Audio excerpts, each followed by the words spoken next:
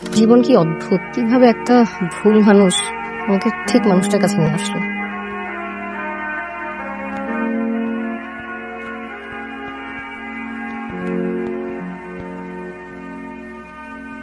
আপনি আমাকে জড়ায় ধরলেন কেন? জড়িয়ে কোথায় ধরলাম? পড়ে যাচ্ছিলেন, বাঁচানোর চেষ্টা করেছি। জড়ায় ধরে বাঁচাইতে হবে কেন? আসলে মানুষকে বাঁচানোর কোনো ব্যাকরণ নেই তো, তাৎক্ষণিক যে বুদ্ধিটা মাথায় আসে সেটাই করেছি। আপনার তাৎক্ষণিক বুদ্ধি তো খুব ভালো, এক মুহূর্তের মধ্যে আপনি ডিসাইড করে ফেললেন যে কিভাবে জড়ায় ধরতে হবে। ভণ্ড কোথাকার, মেয়েদেরকে দেখে জড়ায় ধরতে ইচ্ছে করে। Excuse me, I am talking to you. আমি জানি না কি করলাম আর কেন কি হলো, কিন্তু একটা কথা না বলে পারছি না। আপনি চাইলে আমার আরেক গালে খুশি চর বসিয়ে দিতে পারেন, কথাটা বলা জরুরি। আপনার পারফিউমের গন্ধটা অদ্ভুত।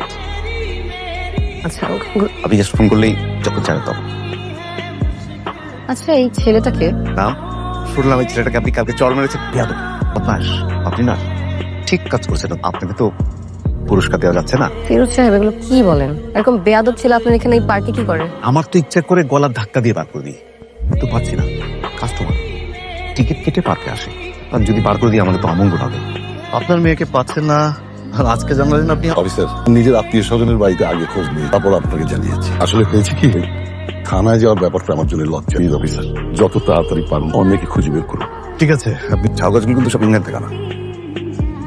ওইটা ওই ছেলেটা না, আজকে এসে বসে আছে।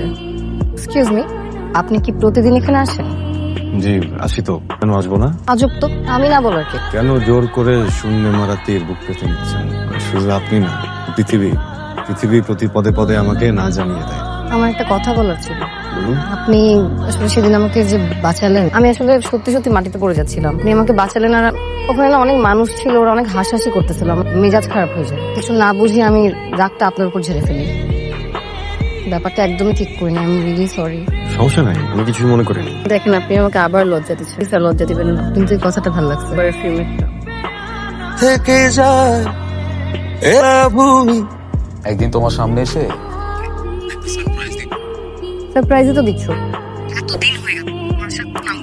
যত দ্রুত সম্ভব আমি আসছি। এক্সকিউজ মি, আপনি কিন্তু প্রতিদিন আসেন কেন? আমি এখানে আসি অযথা, শৈশব খোঁজার চেষ্টা।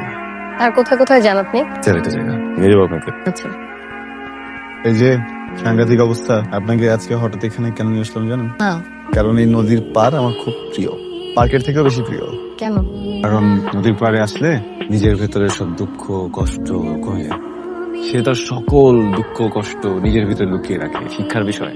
এটা কথাও খুব দারুণ বলেন। বলতে তো হবেই, একা মানুষ, তা নিয়েই তো বেঁচে আছি। ক্ষুধা লাগছে। আচ্ছা, আপনাদের এখানে আশেপাশে ভালো রেস্টুরেন্ট করেছে? কই খাবেন আমাকে? যেখানে বলবেন ওখানে খাবো, তো আমাকে 20 টাইমের সময় দিতে হবে। কেন? কোন রেস্টুরেন্টে খাওয়াবেন সেটা ডিসাইড করতে 20 মিনিট লাগবে? না মানে ওই বিষয়টা যেটা বেতনটা হয়নি তো, ওই রেস্টুরেন্টে যাওয়ার আগে লোনের ব্যবস্থাটা একটু করতে হবে। ওখানে মিনিট 20 সময় হয়ে যেতে পারে। কোথাও যাওয়া লাগবে না, আমি খাওয়াবো। কি বলেন আপনি? না না, আপনি মাত্র খাওয়ার কথা বলেন না, এর মাঝে আপনি আবার ঠিক আছে, তাহলে আমার থেকে ধার নেন, আপনাকে ঋণী করে রাখা যাবে। কেন বলুন তো, মানে আমাকে ঋণী করে রাখতে চান কেন? ঋণী মানুষ বিনয়ী হয়। তাহলে আপনি বলতে চাচ্ছেন আমি বিনয় না? বলেন না হয় আরেকটু। আর শোনেন, আজকে আর খাবো না, আপনি বেতন পান তারপর খাবো। আমার সেটাই ভালো মনে হচ্ছে। না, আপনার এই সিদ্ধান্তটা ভয়ঙ্কর ভাবে পকেটের জন্য স্বাস্থ্যের কথা। চলেন তাহলে খাওয়া খাই, কিছু তো একটা খেতে হবে।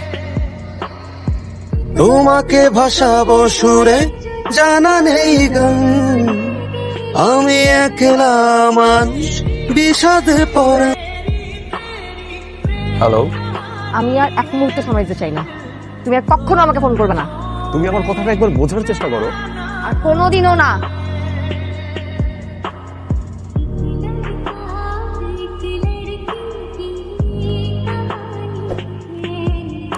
মা, মারে কি হয়েছে তোর? তুই কাঁদছিস কেন? বাবা, আমি ভুল করছি, তুমি কি আমাকে ক্ষমা করবা? অবশ্যই। বাবা মা রাগ করে থাকতে পারে। কোথায় তুই মা? চলে আয় না, চলে আয়।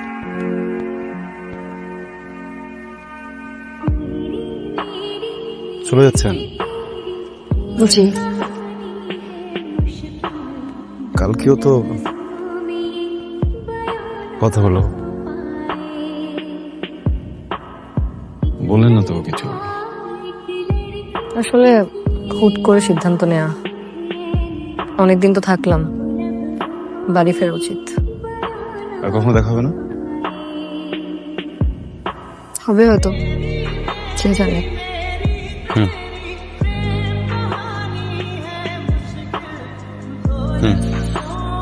আর কিছু বলবেন না? না। বাড়ির ঠিকানাটা চাইবেন না?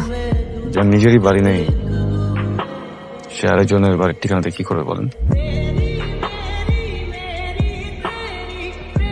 আর একটা কিছু বলেন।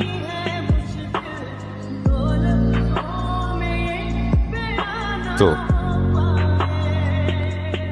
যাওয়ার আগে কলিং বেল বাজাতে হয় না। আপনাকে একটা নাম দিয়েছিলাম না? সাংঘাতিক অবস্থা, নামটা ফেরত নিলাম। হুম হুম তাও থাকুন। তুমি আমাদেরকে না বলে বিদেশি ছেলের সাথে এক কথায় বাড়ি থেকে বের হয়ে গেলে। পৃথিবী এত সহজ না। যাকে ওই কথাগুলো আমি একদম মনে করতে চাই না। এবার যদি তোমার শিক্ষা হয়ে থাকে তুমিও মাথা থেকে সব ছেড়ে ফেলো, আমরাও ছেড়ে ফেলছি। আর আমাদের ছাড়া তুমি একা কোনোদিন কোনো সিদ্ধান্ত নিতে যেও না। জীবন এত সহজ না। কিন্তু বাবা, আমি যে একটা সিদ্ধান্ত নিয়ে ফেলছি। মানে আমি যে এতদিন বাসার বাইরে ছিলাম, একটা মানুষই ছিল সবসময় আমার পাশে। আমার মনে হচ্ছে যে একটা ভুল মানুষের হাত ধরে আমি একটা প্রকৃত মানুষ খুঁজে পেয়েছি। আসিফের কেয়ারিং লিস্ট আমি কখনো ছিলামই না। একটা মানুষ যে ভালোবাসার আগে একটা মানুষকে কেয়ার করে, সেটা আসিফ কখনোই আমাকে করেনি। তুই এগুলো কি বলতেছিস মা? তুমি আবারও একই ভুল করবে নিতু। না বাবা, ভুল করতে চাই না দেখে আমি চাই যে তোমাকে পরীক্ষা করে দেখাতে সে আমাকে কতটা কেয়ার করে।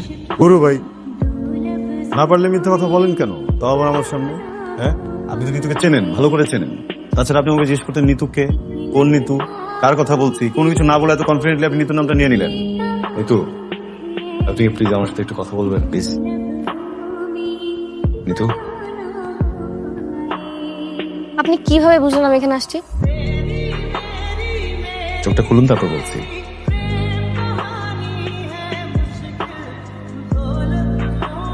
আপনার পারফিউমের ঘ্রাণ। পারফিউম? হুম আপনার চোখটা যে ওড়না দিয়ে বাঁধা, ওটাতেও তো পারফিউম দেওয়া ছিল। পারফিউমের ঘ্রাণ তো আছেই। 3 থেকে 4 দিন আগে পারফিউম দিয়েছিলেন। পারফিউমের ঘ্রাণ আছে টুকটাক, কিন্তু আপনার ঘ্রাণটা মিসিং ছিল। কিন্তু এই ঘরে আসার পর থেকে কেন যেন পারফিউমের ঘ্রাণের পাশাপাশি ভয়ঙ্কর ভাবে, ভরপুর ভাবে আপনার ঘ্রাণ পাচ্ছিলাম। তখনই বুঝেছি আপনি এখানে আছেন। দেখছো বাবা, কি পরীক্ষায় পাশ করলো? আচ্ছা ঠিক আছে, দেখ তুই তো ভালো মনে করিস। জীবন কি অদ্ভুত, কিভাবে একটা ভুল মানুষ আমাকে ঠিক মানুষটার কাছে নিয়ে আসলো।